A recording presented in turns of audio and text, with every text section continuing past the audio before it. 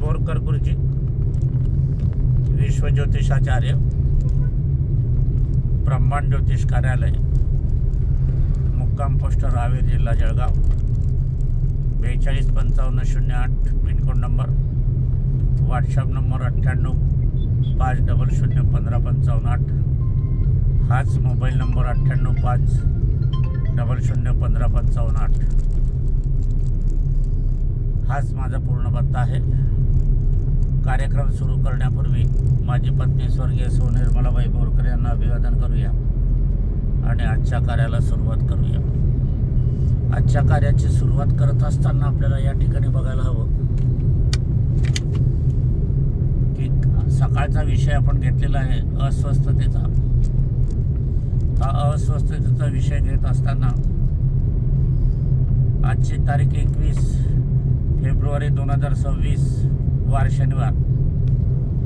सकाळचा विषय अस्वस्थतेला काय कारणं असतात ते आपण घेतला आहोत, पण ज्योतिषशास्त्राच्या दृष्टिकोनातून याचं शोधन कसं करायचं हे आता आपण बघणार आहोत. पुष्कळसं आपल्याला मानसिक स्थिती बरोबर नसली, अस्वस्थता असलं तर आपण ज्योतिषांकडे जातात, पुजारींकडे जातात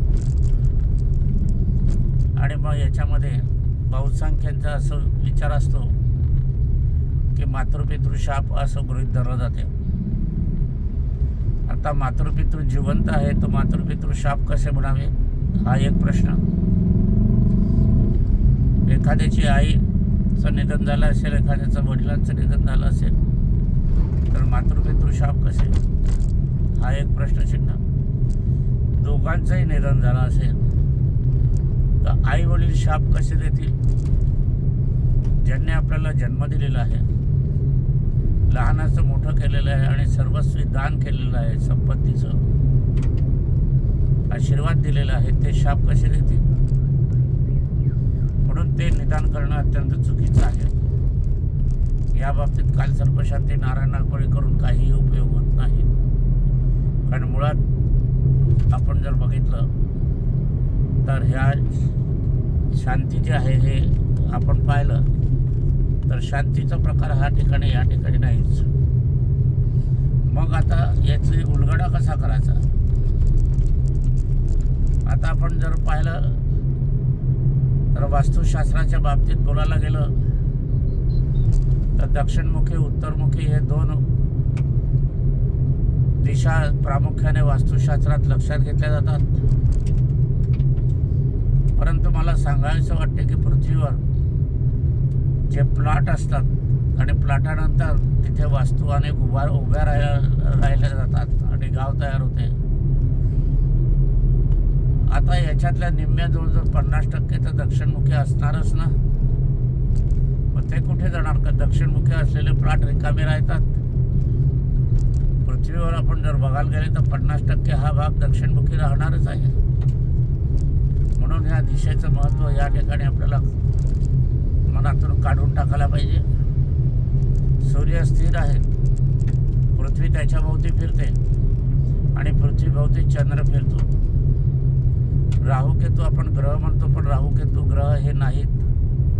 आकाशात शोधण्याचा प्रयत्न केला तुमचं जीवन आयुष्य संपून जाईल, पण राहूकेतू तुम्हाला सापडणार नाही. कारण राहूकेतू हे पृथ्वी आणि चंद्र यांच्या भ्रमणात ज्या दोन ठिकाणी छेदन होते म्हणजे चौकडी होते किंवा चौरस्ता तयार होतो, तो चौरस्ता, तो चौक, एक चौक म्हणजे राहू आणि दुसरा चौक म्हणजे केतू, त्याला राहूकेतू म्हटलं जाते. त्याचप्रमाणे आपण जर बघायला गेले तर सूर्य स्थिर आहे, पृथ्वी फिरते, पृथ्वीच्या भोवती चंद्र फिरतो. म्हणून दोन ठिकाणी छेदन होते पृथ्वी आणि चंद्राच्या भ्रमणात. पृथ्वी ज्या वेळेला सूर्याभोवती फिरते त्यावेळेला ती स्वतःच्या आसाभोवती फिरते, गोल गोल गोल गोल गोल गोल गोल गोल गोल गोल. आता जी स्वतःच्या आसाभोवती फिरते, एखादा भवरा आपण बघतो तर त्या भवरा जसा फिरतो त्या भवऱ्याला दिशा राहते का कुठे? बघा, एखादं चक्र फिरते, त्या चक्राला दिशा आहे का? नाही ना. त्याचप्रमाणे पृथ्वीवर कुठेही दिशेचा उल्लेख नाही आणि दिशा मानावी लागत नाही आणि ते कपोलकल्पित ठरते. कारण पृथ्वी ज्या वेळेला आसाभोवती फिरते, त्यावेळेला पृथ्वी आसाभोवती फिरत असताना ती सूर्याभोवती फिरते, तर सूर्याभोवती फिरत असताना त्या ठिकाणी आपल्याला दिशाहीन पृथ्वी समजावी लागते आणि मानावी लागते, आणि ते सत्य आहे. सूर्य स्थिर आहे, सूर्याच्या भोवती पृथ्वी फिरते आहे. सूर्योदय आणि सूर्यास्त हा शब्द जो सुद्धा चुकीचा आहे, खोटा आहे, असत्य आहे. सूर्योदय कधीही होत नाही आणि सूर्यास्त कधीही होत नाही आणि जात नाही. तो नजरेचा पलीकडे गेला म्हणजे सूर्यास्त झाला असं आपण म्हणतो, आणि तो नजरेत आला म्हणजे सूर्योदय झाला असं आपण म्हणतो. पण प्रत्यक्षात सूर्य अस्तित्वात असतोच. असो, ही सत्य बाजू आहे.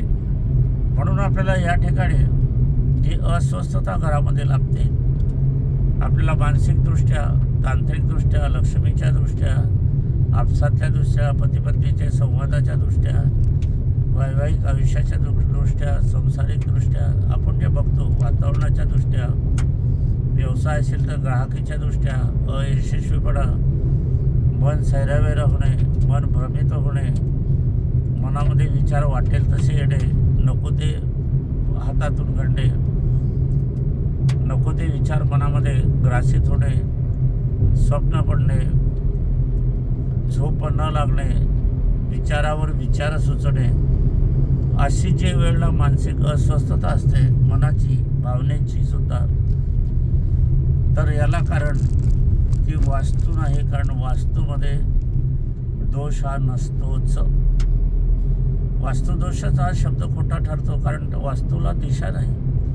दोष काढण्यासाठी अमुक दिशेकडे स्वयंपाकघर पाहिजे, अमुक दिशेकडे बेडरूम पाहिजे, म्हणजे दिशा आहे. दिशावर आधारित वास्तुशास्त्र आहे. पण इथे आपण प्रत्यक्ष पाहिलं तर दिशाहीन पृथ्वी आहे. असं जे असेल ते असेल, ज्याला मानावं लागेल त्यांनी मानावं, नाही मानावं लागेल न मानावं. परंतु याचा शोध घेत असताना आपल्याला जर बघितलं तर वास्तुकारक, जमीनकारक, भूमिकारक, शेतीकारक आणि पृथ्वीचं कारक हा ग्रह आहे मंगळ. मंगळ हा जमिनीचा कारक ग्रह, भूमीचा कारक ग्रह आहे. आणि मंगळ हा भूमीचा कारक ग्रह असताना तो सोनारांचा कारक ग्रह आहे, सुवर्णकारांचा कारक ग्रह आहे. पण लक्षात घ्या, मंगळ अशुभ ग्रह आहे, पापग्रह मानण्यात येते त्याला. तो ताम्र धातूचा कारक ग्रह आहे, तो नारंगी ऑरेंज आहे, पण तो पूर्व दिशा कारक आहे, दिशा मानली तर. आणि हा मंगळ शौर्य देतो, वीर्य देतो, वीरपणा देतो, शूरपणा देतो. आपल्याला जे धाडस लागते, शूर वीरपणाचं असते, ते मंगळाकडून आपल्याला प्राप्त होत असते. पोलीस खात्यामध्ये जे मोठे ऑफिसर असतात, सैनिकमध्ये सेनापती असतात, कमांडर असतात, डॉक्टरी क्षेत्रामध्ये, वैद्यकीय क्षेत्रामध्ये नावाजलेले लोक असतात, त्यांचा कारकग्रह मंगळ हा उच्चीचा असतो. आणि मंगळ हाच हे गुण देत असताना नीचेचा असला, नीच दर्शक असला, दृष्टीहीन असला, पापी असला, अशुभ असला, तर असे लोक ज्या ज्या क्षेत्रामध्ये कार्यरत असतात त्या त्या क्षेत्रामध्ये हे हिंसक प्रकृतीचे धारक असतात. यांना काहीही मानवी जीवनाची मन त्यांचं भावनाशील नसते. ते मनुष्य जिवंत राहिला काय, मेला काय, मारला गेला काय, यांना काही देणं घेणं नसते, निर्विकार असतात. यांचे नातेवाईकामध्ये जरी मृत्यू झाला तरी काही नसतात. प्रेत घरात ठेवून हे जेवणारे लोक असतात, हॉटेलमध्ये जाणारे लोक असतात, आनंद साजरा करणारे लोक असतात. हे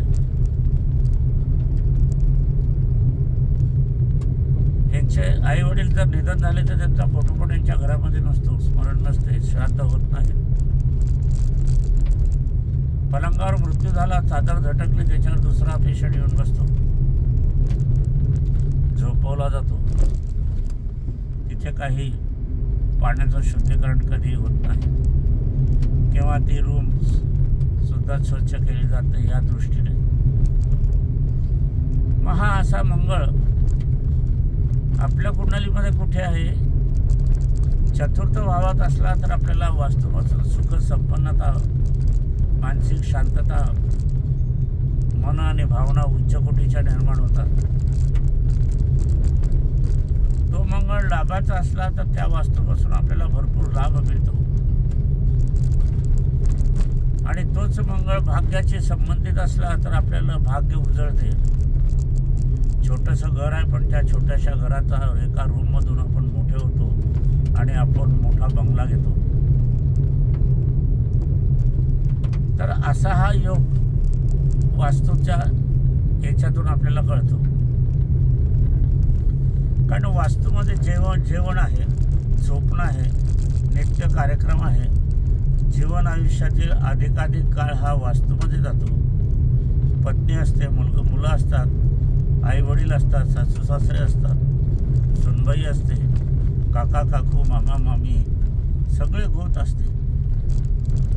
आता ह्यामध्ये प्रामुख्याने मंगळ हा पाहिला तर 3 नंबरचा कारकग्रह, तृतीय म्हणजे कर्तृत्ववान, स्वकर्तृत्व असे. आता स्वकर्तृत्व असं असताना या ठिकाणी मला सांगायचं आहे, ज्या वास्तूमध्ये तुम्हाला अस्वस्थता वाटते, मानसिक टेन्शन असते, ती वास्तू आपण कोणाची आहे, कोणी खरेदी केली आणि खरेदी करताना जे मूल्य दिले ते कोणाचं आहे हे बघायला हवं. घर सुंदर असून उपयोग नाही, त्याच्यातलं मन सुंदर असायला पाहिजे. आणि हे मन सुंदर असत असताना आपल्याला या ठिकाणी बघायला हवं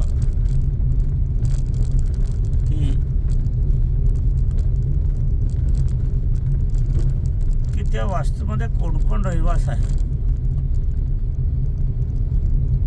त्या वास्तूमध्ये एखादी अपघाती मृत्यू झालेला आहे, विषप्राशन केलेलं आहे, फाशी घेतलेली आहे, नदीमध्ये उडी मारलेली आहे, पाण्यात वाहून गेलेलं आहे, विषाक्त पदार्थाचं सेवन करून मृत्यू झालेला आहे, का एखाद्या मेडिकलच्या मार्फत औषधाने मृत्यू झाला आहे, मेडिकल कार्यकर्त्याच्यामुळे मृत्यू झाला आहे, याची नोंद घेणं सुद्धा आवश्यक आहे. कारण याच्यातून आपल्याला बघायला मिळत असते की मृत्यू तर आहे, मग मृत्यू कसा झाला त्याचे भोगही त्या ठिकाणी असतात. कारण मृत्यू झाल्यावर लगेच दहनक्रिया नाही होत, काही तास, काही घंटे, काही दिवस त्या ठिकाणी असत असतात. आणि मग या ठिकाणी आपण जर बघायला गेले तर त्या मृत्यू झालेल्यांची नावं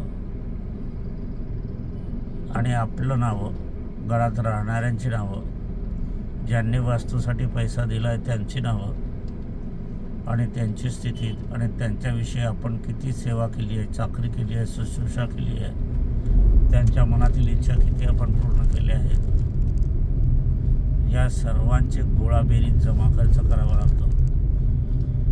तेव्हा आपल्याला कुठे आपण अचूकतेच्या मार्गदर्शनाकडे जात असतो. त्यानंतर मंगळाचा नंबर 1चा शत्रू म्हणजे शनी. शनी म्हणजे कायदा, शनी म्हणजे यम,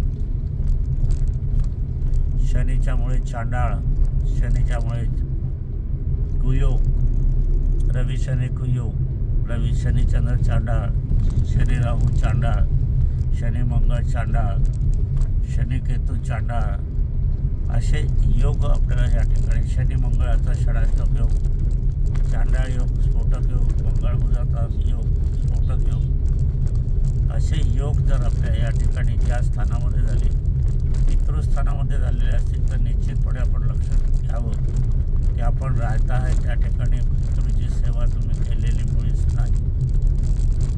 मातृस्थानी झाला तर मातृच्या काही इच्छा तिथे राहिलेल्या आहे म्हणून हा भोग तुम्हाला आलेला आहे. पुत्र संततीच्या बाबतीत आपण हे भाव बघितला असेल तर संततीच्या भावातून आपल्याला काय मिळते, काय मार्गदर्शन होते हे बघायला हवे असते.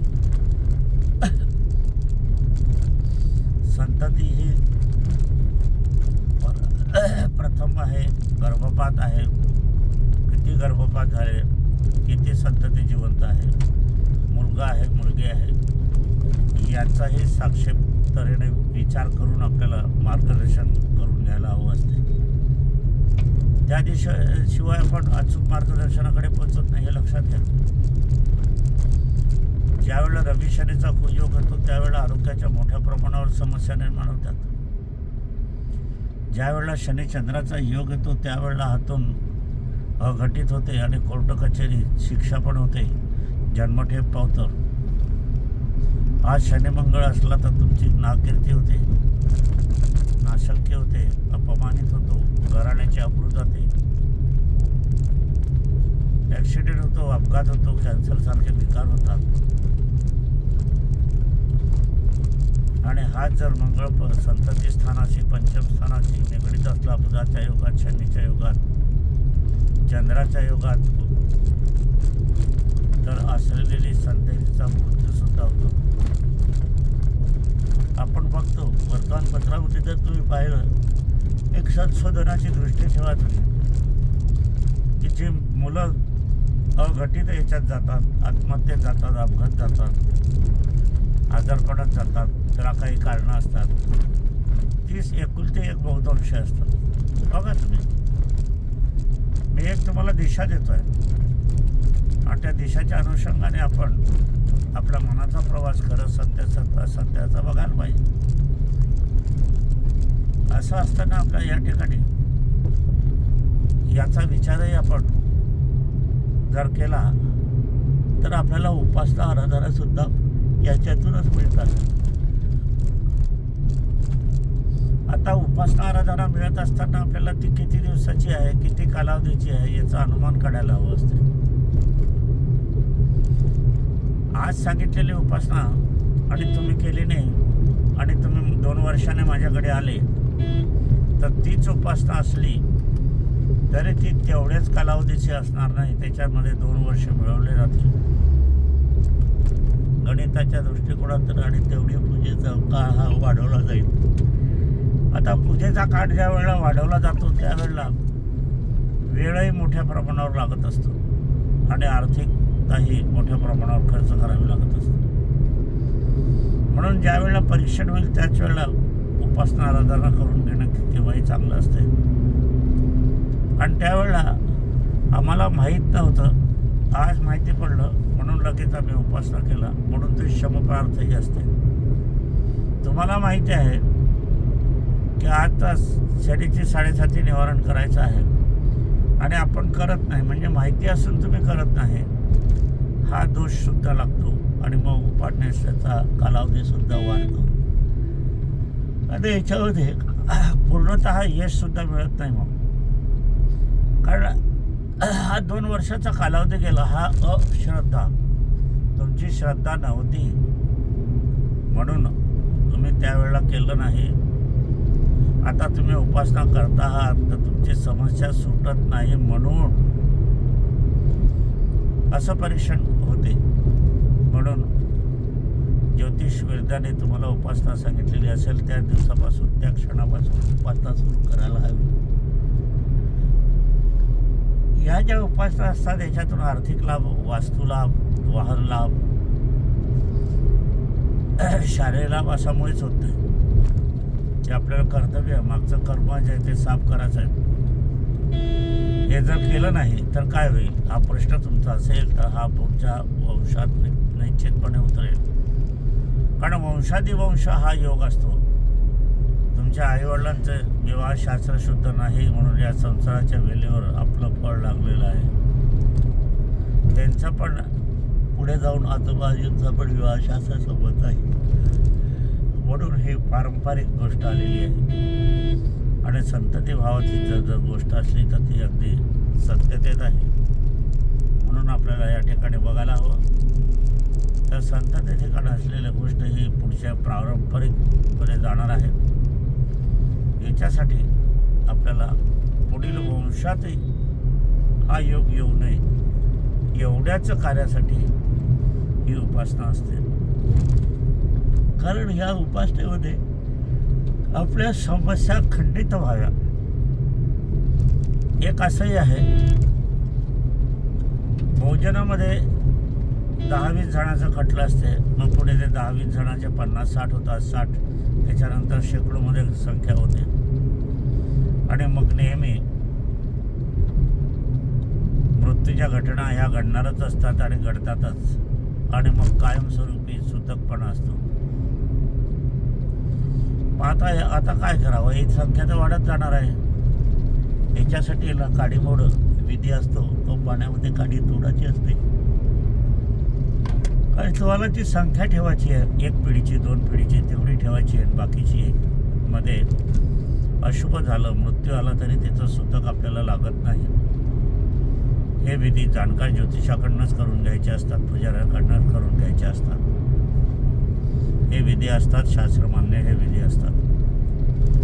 काही वेळेला आपला मृत्यू झाला तर आपल्या मुलं आपलं श्राद्ध करतील की नाही, क्रियाकर्मांतर करतील की नाही. माझ्या पत्नीचं निधन झालं तर पत्नीचं क्रियाकर्मांतर कसं केलं, काय केलं, हे माझ्यासमोर घडलेलं आहे सगळं. पण माझं निधन झालं तर मुलं काय करतील हे तर मी बघणार नाही. परंतु याच्यावरून अंदाज येतो की त्यांनी त्यांच्या आईचं जे केलं त्याचप्रमाणे ते माझं करतील असं आपण गृहीत धरतो. परंतु याच्यासुद्धा विपरीत असेल किंवा याच्याहूनही चांगलं देखील करतील. कारण पहिला अनुभव होता, आता अनुभव नसून आपण अभ्यासक झालेला आहात, आपण प्रावीण्य मिळवलेले आहात, म्हणून विधिमार्ग उत्तम होतील असंही आहे. कारण क्रियाकर्मांतराचं आपण जर पाहायला गेले तर क्रियाकर्मांतरातूनही दोष उत्पन्न होत असतात. त्याचा वास्तूशी काहीही संबंध नसतो, थेट तुमच्यावर ते परिणाम होत असतात. म्हणून त्याविषयी उपासना आराधना करून घेणं हे अत्यंत उत्कृष्ट असते. शनी मंगळ हा स्फोटक योग, मंगळ बुध स्फोटक योग, शनी चंद्र चांडाळ योग, शनी रवी कुयोग, रवी शुक्र हा जर पाहायला गेले तर अनारोग्याची स्थिती, मंगळ हा बघितलं गेलं तर कॅन्सरकारक, शौर्यकारक, शूरवीरकारक असे आपण या ठिकाणी बघत असताना पुढे जाऊनही आपण ते बघतो. ते आईवडील कसे होते, काय होते, निदान त्यांच्या नावावरून अंदाज आपल्याला बांधता येतो. कारण नाव हे त्यांचं कायमस्वरूपी असते. आता तेही गृहीत धरून मार्गदर्शन करणं हे इष्ट असते. आता असं नसलं, जन्मतारीख जन्मवेळ नसली तरीही आपल्याला एक ग्रहाधीन कुंडली ही मांडता येत असते आणि ती खरी निघते. आणि खरी निघत असताना उपासना आराधनेच्या माध्यमातून आपल्याला निश्चितपणे आपलं भाग्य उघडते, भाग्य पुढे चालत जाते आणि इतर समस्या आपल्या मिटत जातात. मानसिक चिंता, टेन्शन आपल्या राहत नाही, हे पण आपण लक्षात घ्यायला हवं. परंतु याच्यासाठी मात्र जाणकार ज्योतिषी असायला हवं. आजच्या कार्याचं समापन आपण करणार आहोत. हा विधी ज्याला करायचा असतो त्याने करून घ्यायचा, न करायचा असल्यास सोडून द्यायचा. कारण श्रद्धा असेल तरच त्याला यश मिळते आणि श्रद्धा नसली तर यश मिळत नाही, हे पण आपल्याला बघायला हवे असते.